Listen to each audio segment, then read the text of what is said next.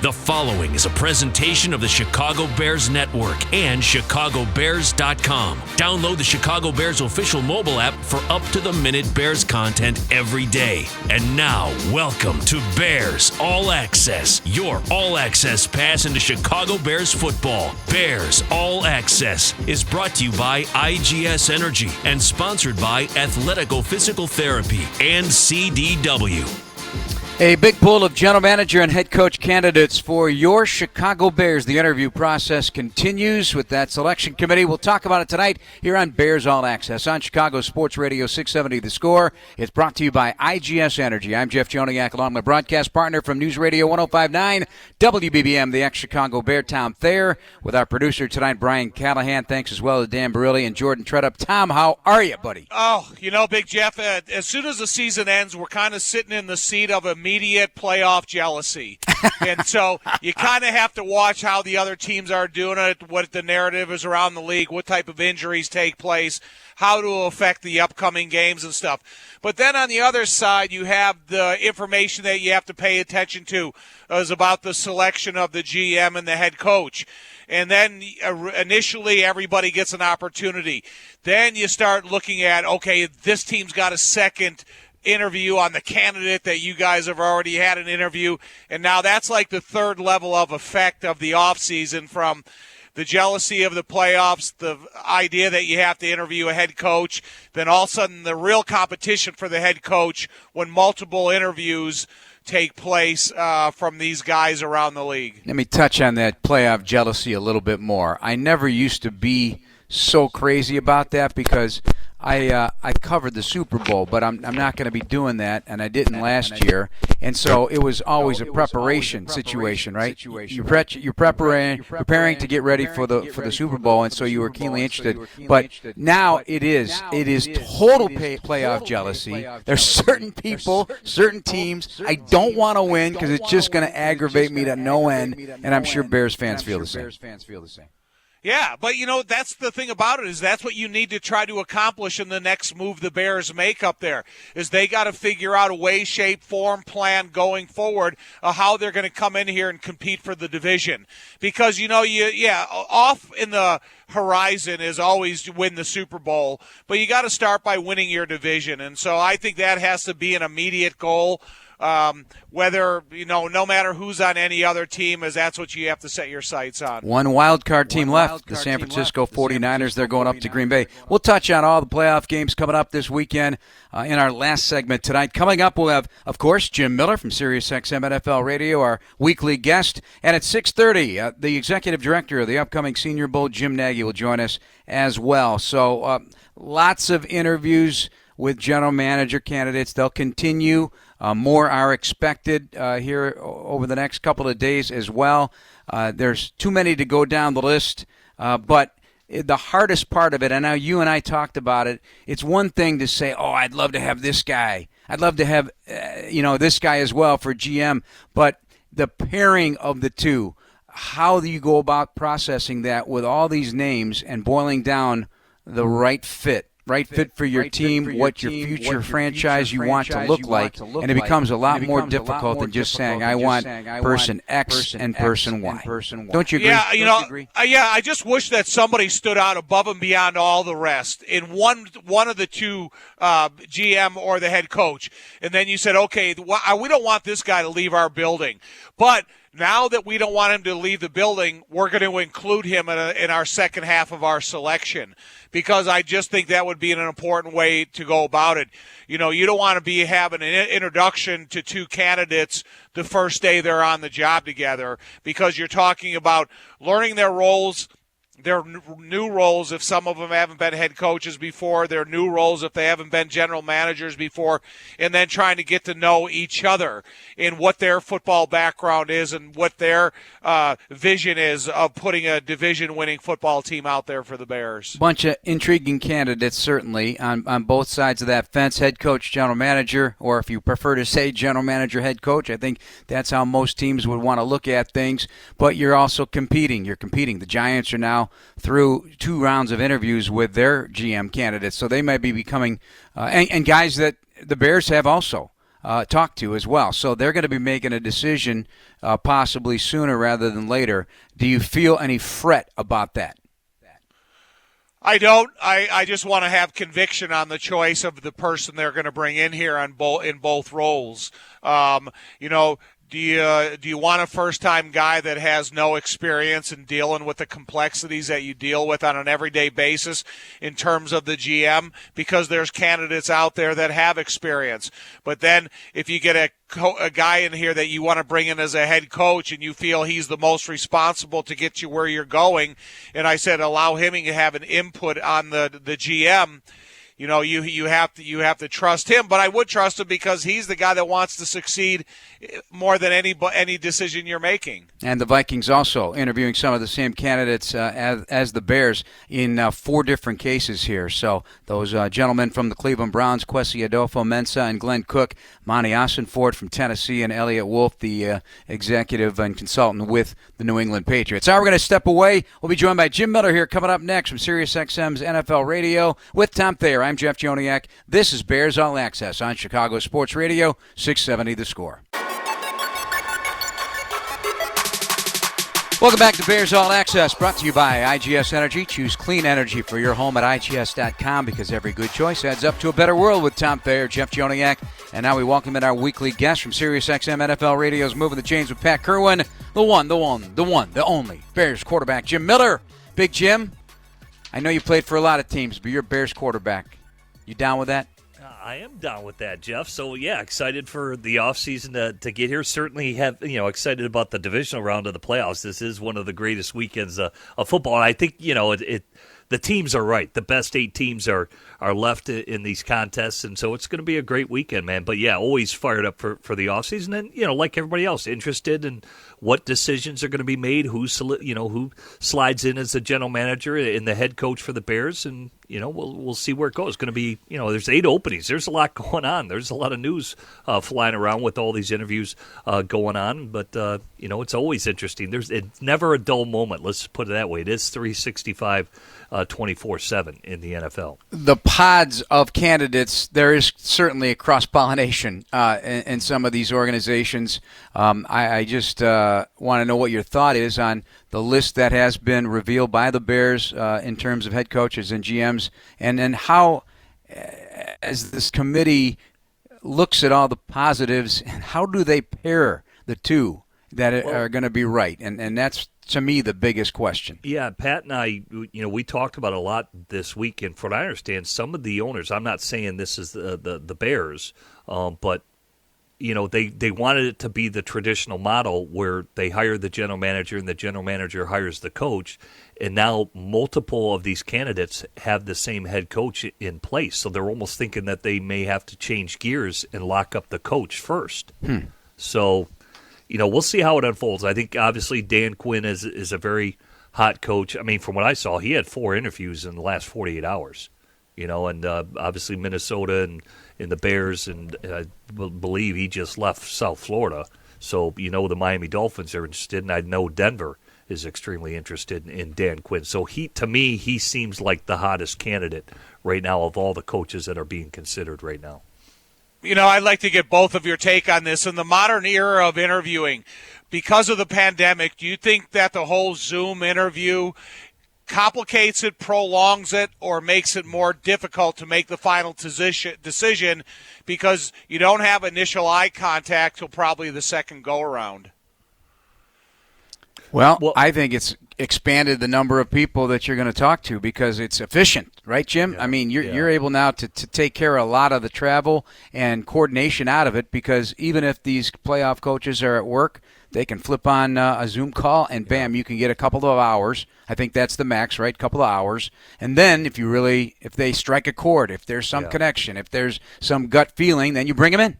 Yeah, I think that's what it is. It's more peripheral and, kind of a feel out, almost like a screening is what the video is, or the, Zoom in, whatever you want to call it, that type of meeting. And that's, from what I understand, that's what it's been for, for the Giants and the other teams, so it's just kind of screens them. And you go back, that's how Thomas Dimitroff got his general manager job with Atlanta, because at that point, the Patriots were in the playoffs, and he did it all by Zoom, and it went pretty extensive from that standpoint. But now I think how they've set him up with the first interviews, it's just more of a screening. What do you call it? Speed dating, however you want to refer to it. It's very short. It's very, just gets to the finer points of, this is a guy we want to bring in for a second interview. Jim, you get to talk to a lot of people around the NFL. Is there a tier to this group of coaches right now out there amongst the general public, not from the Bears or just the general feeling, because you have a wider variety of people that you talk to that are involved in the business in so many different ways, shapes, and form?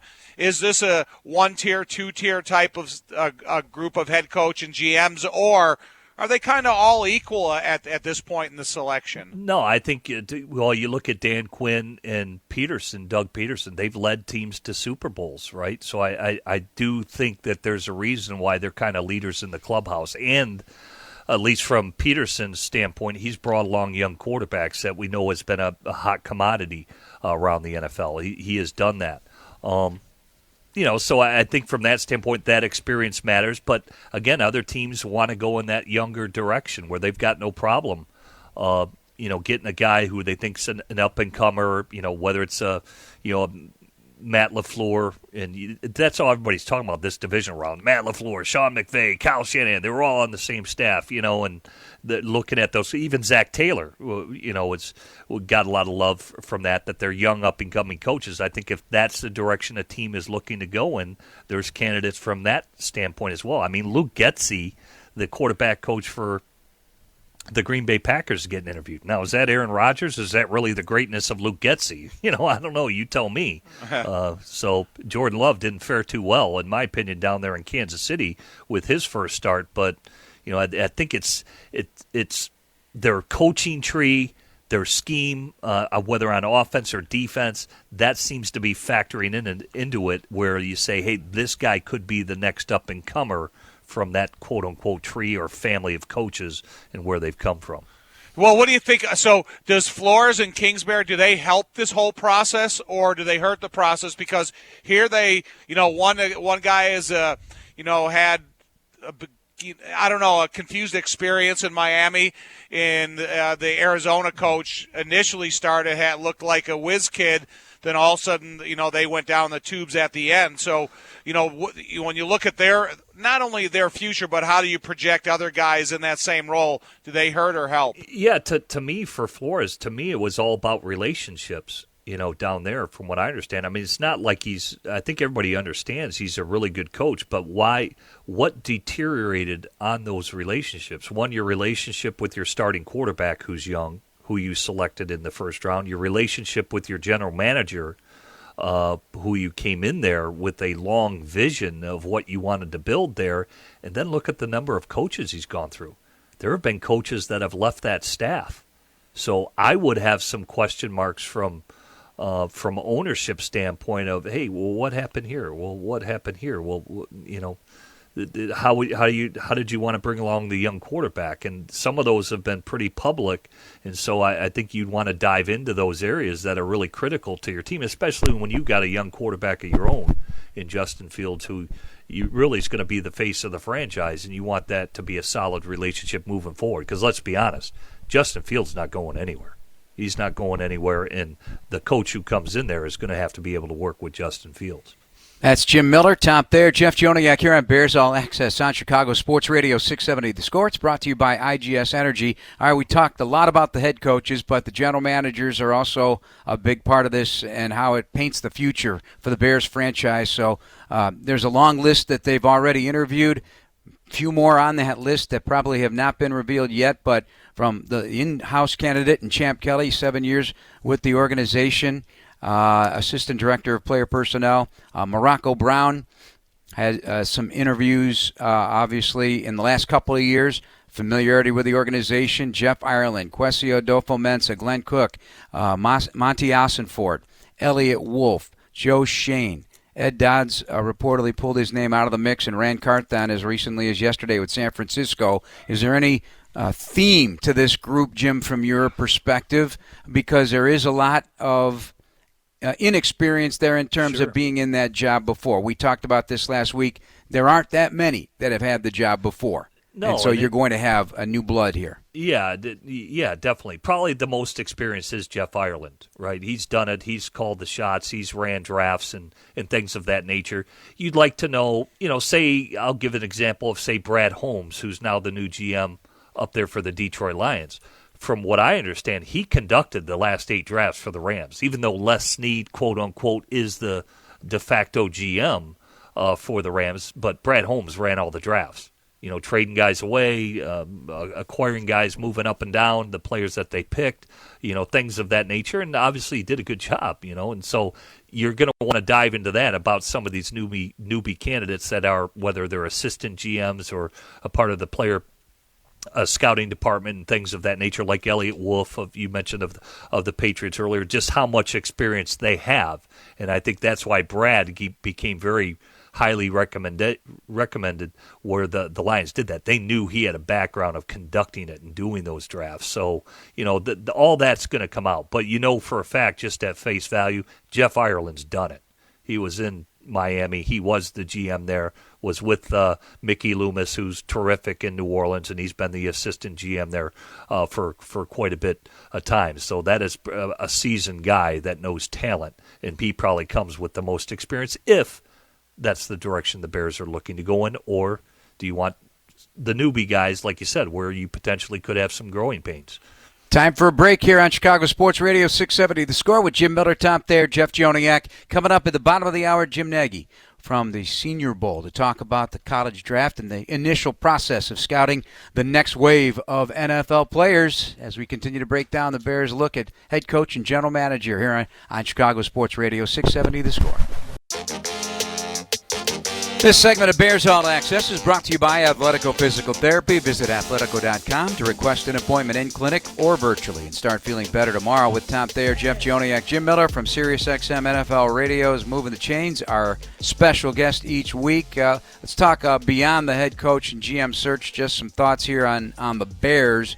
I know Tom wanted to touch on some of this stuff last week. We didn't get to it. So I'll start with you, Tom, and Jim, just jump in whenever.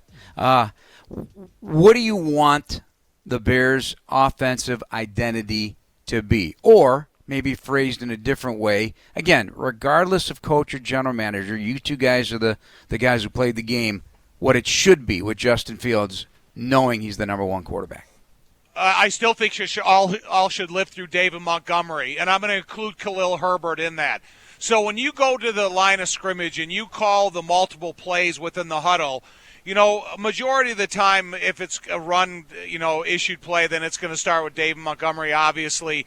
But it's kind of got to, it's kind of got to feed off of that. Whether it's play action or they see a coverage they can take advantage of, or even a play action fake to David Montgomery that puts Justin in a more favorable throwing position. And then keep your offense on the attack, even though it goes through David Montgomery. When you go back and you look at the teams that have Super Bowl success ultimately, they average over 27 carries a game at about 4.1 yard a carry. So if your ultimate goal is to win the division, get yourself into the playoffs, into Super Bowl caliber team, you have to have an identity. And I don't think there has been any identity of the Bears offense in the last couple of years. It was a week-to-week game plan that they put together. Now you need that foundation. And I think as good as what Justin can be, what Darnell and Cole Kmet can be, I still think the foundation of your offense is David Montgomery and the offensive line. Yeah, and I think you look at all the teams in the NFC North, it's running the football. That's what Dan Campbell did for the Lions. This is the best they've run the football since he's taken over. He knows they need to run it. Look at Minnesota, what they do with Dalvin Cook. Oh, wait for it. Green Bay, they're top 10 running the football. They're top 10. All right, so Aaron Rodgers needs it. To me, there's a style of play that the Bears need to play. I think they're always going to be good defensively. They've always, had that feather in their cap, and I think no matter who comes in there, it's going to continue to be the process there. So, I mean, again, run the football, protect a young quarterback. Isn't that what Philadelphia did with Jalen Hurts? From Week 8 on, who was better than them? They're in the playoffs. And the Bears have a better defense. They can do this. And then expand the offense. I just don't think that style of play in the NFC North, just wide open, chuck it all over the lot, that's not going to win you games. All right, Matthew Stafford in the Rams just won a playoff game, throwing the football 17 times. 17 times with a veteran quarterback who hasn't won in postseason. So it is about running the football. It's about protecting a young quarterback and let him grow. He'll be learning now a whole new offense, no matter who comes in there. There's going to be different terminology. It's going to take time. He's no finished product, and he's not going to have a gold jacket into Canton right now. So give him the best things that can help him out. A good defense, a running game, and put some weapons around him, and let the passing game, grow as he grows as a quarterback, and hopefully that's the case. I think that's what everybody, hope unfolds, and maybe one day he will be able to carry the team, but it's not right now. It's not now. And knock on wood, he stays healthy, and so you don't have multiple quarterbacks going in there. There will be no debate. He'll be the number one quarterback when the season begins and training camp begins, the offseason begins. Did the multiple quarterbacks, do you think, guys, affect or challenge the identity definition? I think it affects it, definitely, because you got different styles of play. I mean, Fields offers more than what Nick Foles and Andy Dalton could do, and he just brings different attributes to the position. And like anything else, when you're shuffling guys in and out of the lineup, especially at the quarterback position, because he takes every snap, it's that's difficult. You got a different cadence, different things that they're good at in terms of play calls that you run that everybody's different at, because Fields can drive the ball. I don't think that's the strength of Dalton. He can make all the throws, but it's different than how Fields could do it, and that's the same for Nick Foles as well. So protections are different from that standpoint. To me, I would call totally different protections if Foles in there than what I would with Dalton or Fields, because Fields in his escapability, and things are different from that standpoint. So yeah, I think it definitely affects it. I think when you look at the very beginning of training camp, I think as fans of the Bears and as, even guys in the background like us, we always thought it was a two-man quarterback game. It was Andy Dalton and Justin, and Nick was always in the background. So you're trying to formulate a plan that immediately best fit Andy Dalton and the Bears offense, and how could they go out there and compete. Unfortunately, he got hurt so early in the season, it almost made him transition to what they believed that Justin Fields was capable of doing. And then they went into Cleveland and had an awful game plan for him. From the line of scrimmage, downfield, what they were asking him to think. That's a case in point right there, Tom. I mean, you go in there and run empty with a quarterback who's not ready to do it against that pass rush. I mean, you're looking for disaster, and that's exactly what happened. Yeah, I'm just saying that environment too there. It was a difficult environment to start Justin his first game. All right, we got to take a break. Coming up next, Jim Nagy, the executive director of the Reese Senior Bowl. Coming up next here on Chicago Sports Radio, 670 The Score.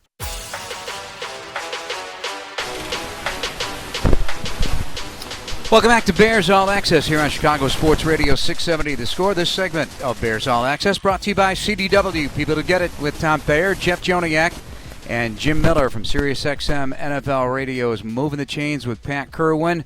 Shout out, boys, to Jimmy Graham, the Bears tight end, a finalist, one of the three boys for the official NFL Salute to Service award. And we know what he's done for veterans and how committed he is. He says he will always be that way. He's done some great stuff, but this is the 11th annual award presented by USAA.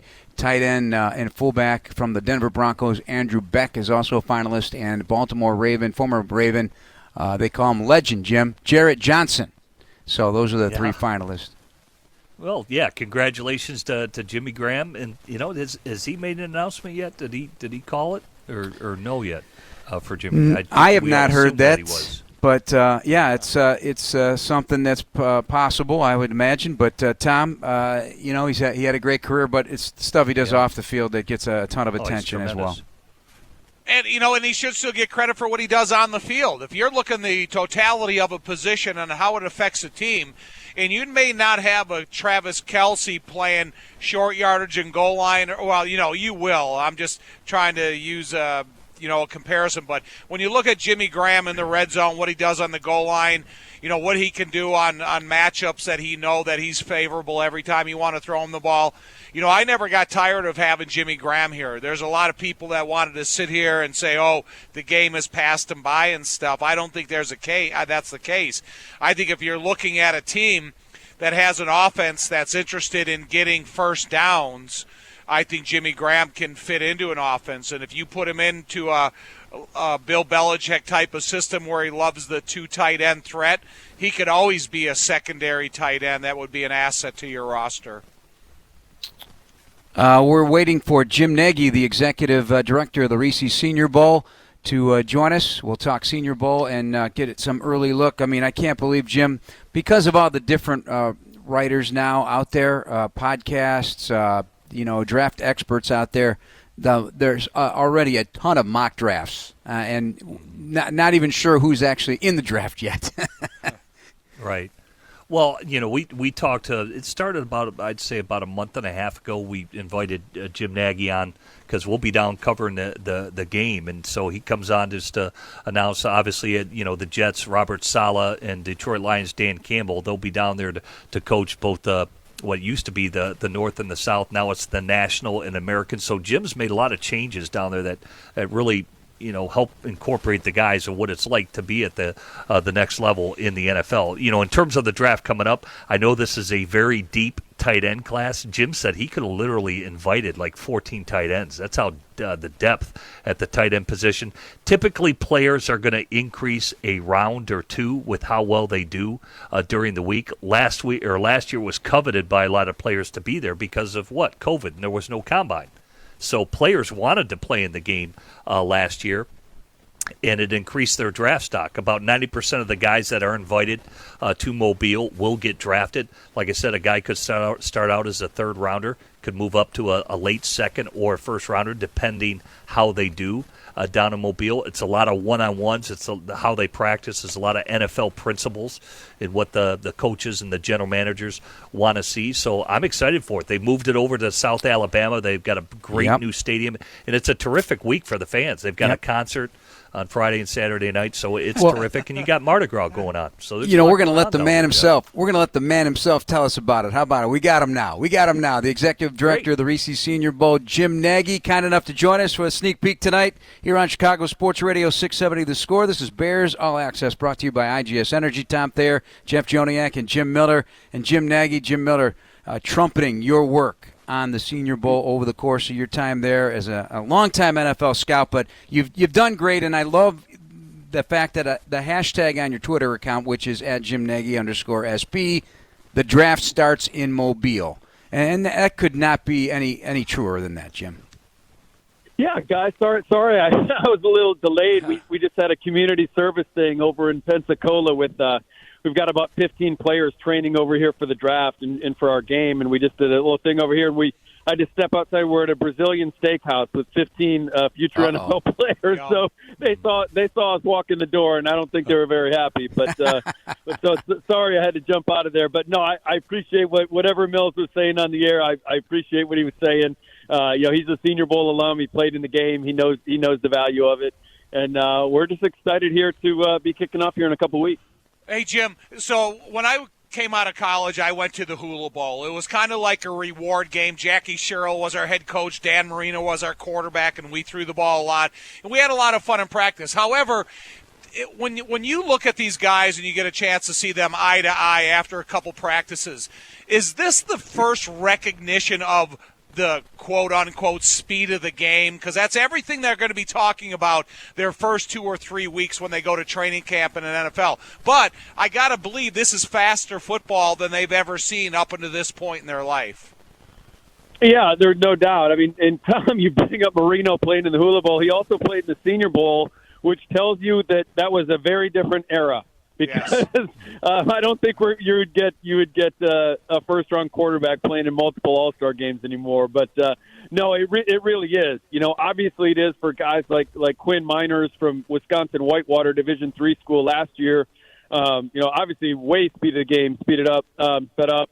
But with all these guys, even if you are an SEC player, these practices are intense. I mean, there's you're going against NFL guy after NFL guy, one rep after another. So it's an intense week. It really is. And things happen fast, and the coaches coach at a faster pace. And, it is an intense week. And it's an intense week both on the field and off the field.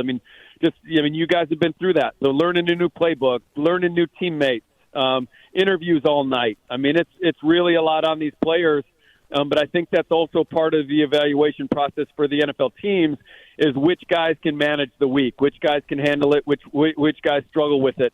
Because as you know, that's such a big part when they get to a team like the Bears in the offseason. Those rookies, they sink or swim based off if they're ready to be pros, and that's more being pros off the field. So that's all kind of built into Senior Bowl week is which guys can manage the stress of it. Hard to believe, just a little over 2 weeks away, 15 days, 17 hours, Jimmy, so I'm fired up for it. You know that. Well, I tried to explain to all the Bears fans that are listening to Bears All Access.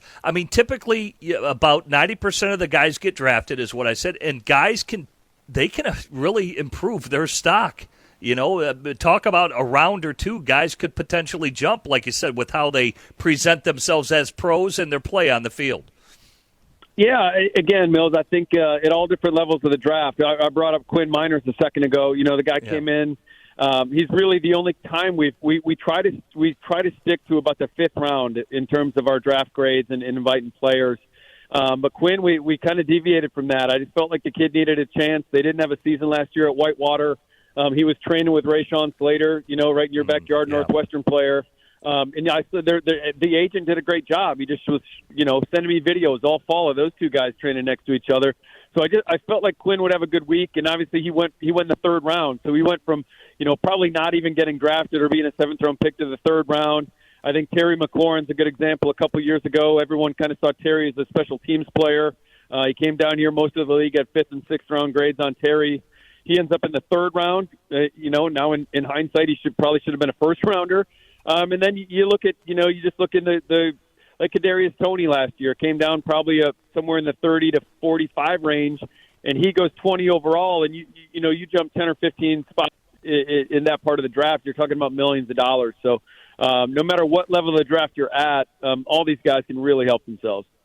Senior Bowl Executive Director Jim Nagy, our guest here on Chicago Sports Radio 670 The Score. This is Bears All Access. I'm Jeff Joniak with Tom Thayer and Jim Miller from SiriusXM NFL Radio. So is this a political process a little bit in selecting, or do you just trust your eyes as a scout, a veteran scout, and your staff, or are the agents, like you alluded to with Miners, are they in your ear? Really early on in the process as you go through this and try and select the 110 guys that are going to be going? Yeah, that's a great question. That's something that I was warned about going into the position was that the agents did play a huge part in it.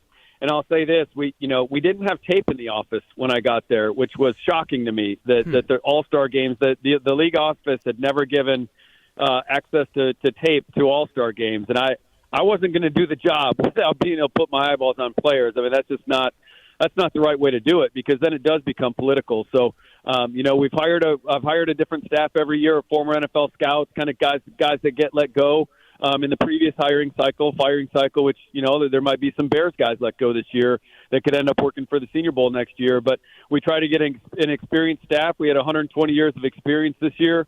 I obviously, spent my 20 years in the league. And so we just try to do it the right way. And then at the end of the process, when we get to November, ready to invite players, there's no ego in this. Of course, we're going to miss on players too. So that's where the relationships come in with the NFL. In guys I came into the league with that are now most of the guys I came in with are general managers, a lot of them. So then we just go position by position. We have really exhaustive phone calls with these teams, trying to figure out who they want, because the rosters are for them. So if we get in those conversations and our staff has a guy graded a little higher than they do, and they want to see someone else, we'll obviously defer to what the league wants to see. But that's kind of our process in a nutshell. But doing our own work really takes the politics out of it. Jim, are you at a disadvantage, though, because you don't know the coaching staffs until this portion of the year? And specifically about the quarterback position, because you got runners and you got throwers. You got Joe Burrow, Josh Allen, Justin Herbert, those types.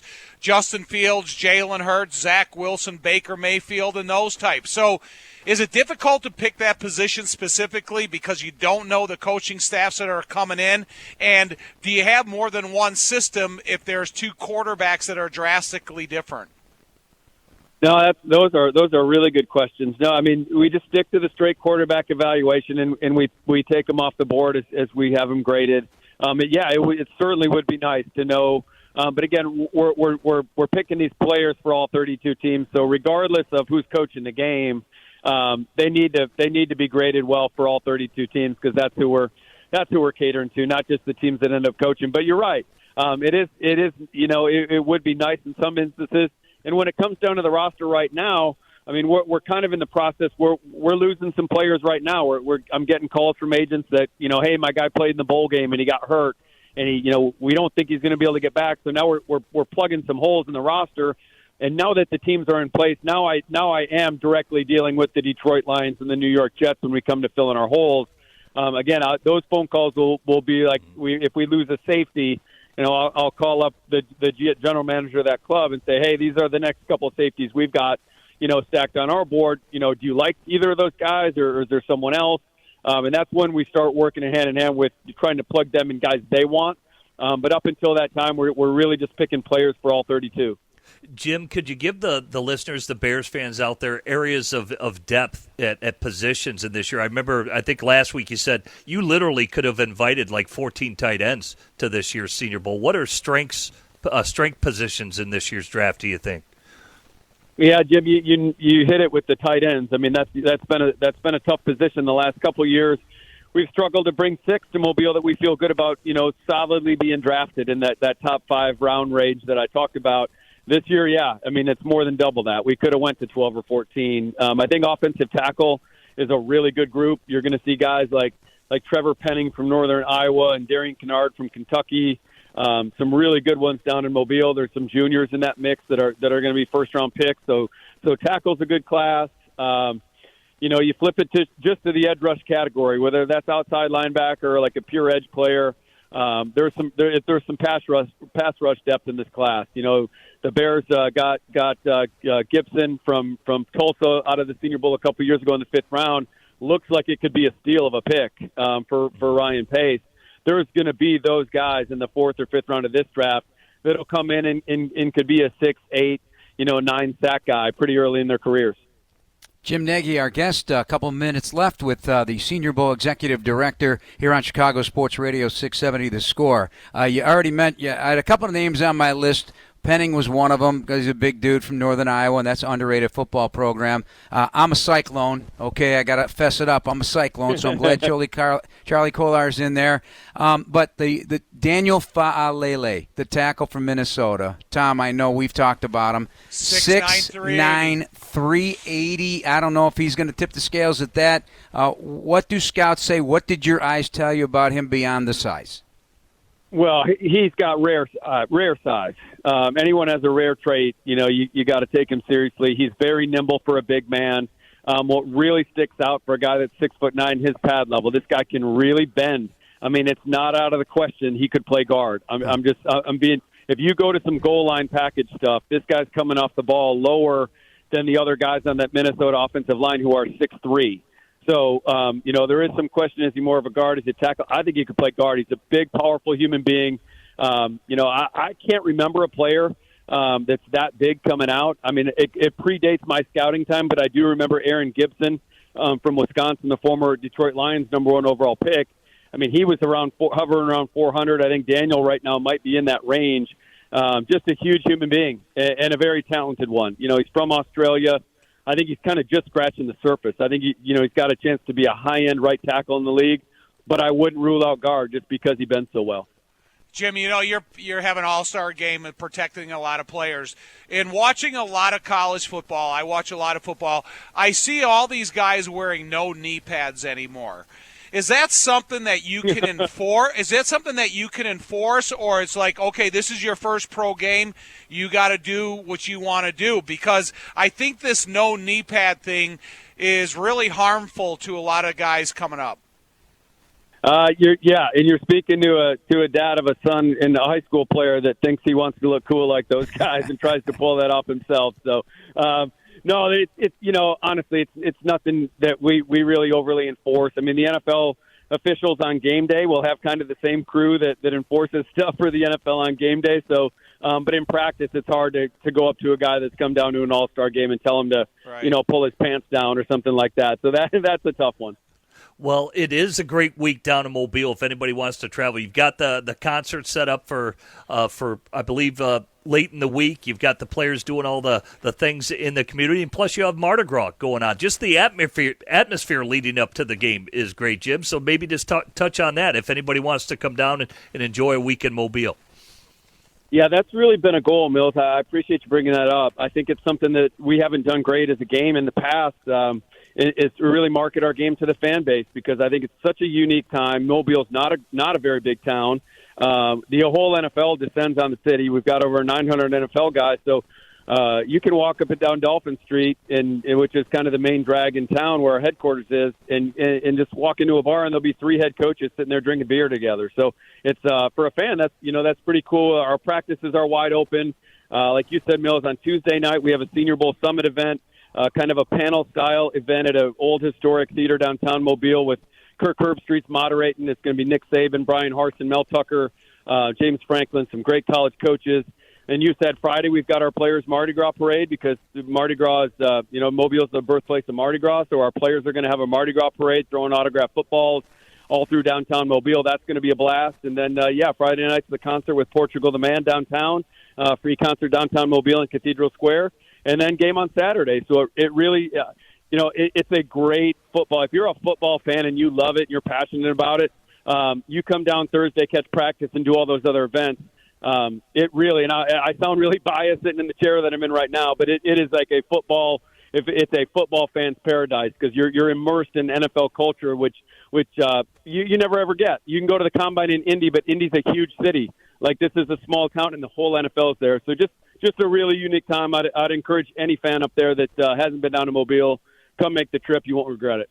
Appreciate the passion that you bring to the table. I mean, this is what it's all about, the love of the game, and passion is a big part of it. So appreciate your time. Hopefully get you on again shortly before the draft, if you have the time, because you will be busy. Appreciate it, Jim. No, I appreciate it, guys. I'll have the time, and good luck with the GM and coach search. I hope you get 2 good guys. We do, too. We do, too. Thanks, Confidence Jim. is key right now. Hopefully it will turn out great. Senior Bowl Executive Director Jim Nagy. Time for a break with Tom Thayer, Jeff Joniak, and Jim Miller on Sirius on Chicago Sports Radio 670 The Score. Back with you on Bears All Access, brought to you by IGS Energy. A few more minutes to go with Tom Thayer, Jeff Joniak, Jim Miller from SiriusXM NFL Radio. Jim, real quick, we're going to talk playoff games here, but 2 key positions in the draft that can produce starters in any round for the Bears. What positions would you be dialing into? Definitely, like you said, this is a good tackle group. I think that's going to be presented down in Mobile. Tight end group, like you said, it's the best it's in a long time. Like you said, he would scramble to get 6. There's literally 14 guys that can play. And so, and like you said, edge rushers, you if it's a situational type thing where you can get a guy in a key situation on a third down, if you got to rotate in or have a rotational player, just look at the young rushers and how well they played this year. Ojulari, he had a nice year for the New York Giants. I love the kid that they drafted up there in Buffalo. So I think pass rushers is always a good bet. That you can get a guy that can make an impact. And, minimum, if you're getting a rookie getting 8-9 sacks, I know Micah Parsons is a first-round draft pick. Dude, that guy's all pro his first year. Penn State.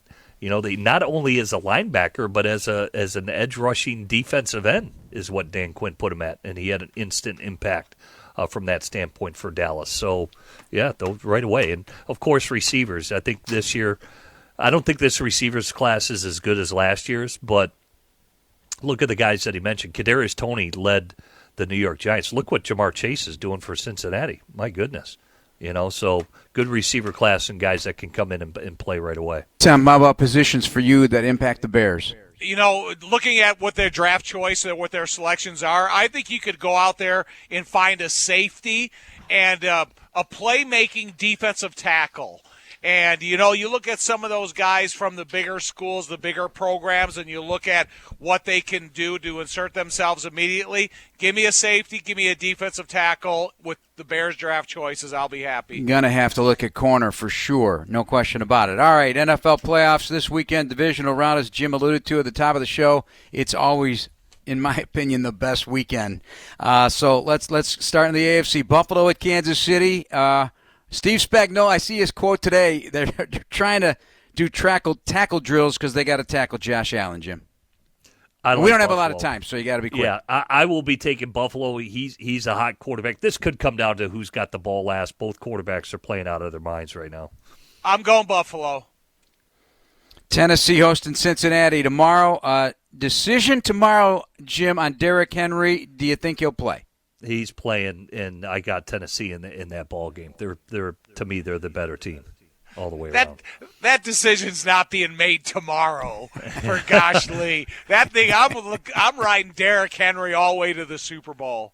All right, Green Bay hosting San Francisco. Looks like the Packers could get Zadarius Smith back, Bakhtiari back, Jair Alexander back, Whitney Merciless back. Jim, where are you going? Because the 49ers still have some guys questionable, too, including Nick Bosa. Looks like he'll be out of the concussion protocol, but where do you see that thing going? Yeah, he's playing, but Packers are healthier. Aaron Rodgers could be, win back-to-back MVPs, playing at a high level. Green Bay, I will take at home in Lambeau. Tom, Aaron Rodgers has been the number one seed 5 times, and he's lost the first 4. So, listen, I'm not pulling for Aaron Rodgers or the Green Bay Packers, but the temperature, I think it'll change the ferociousness of what we've seen out of San Francisco up until this point. All right, so what you're saying is?